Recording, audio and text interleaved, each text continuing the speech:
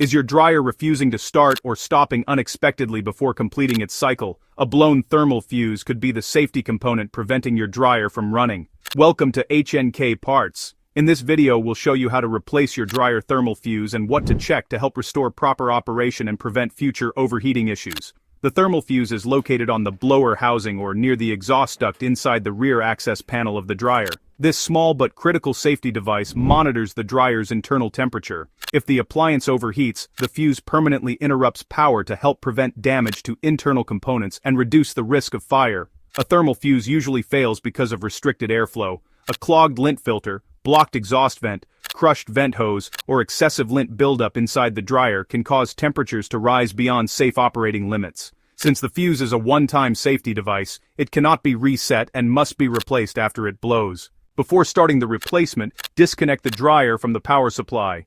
Move the appliance away from the wall if necessary, then remove the rear access panel using a screwdriver. Locate the thermal fuse on the blower housing or exhaust duct.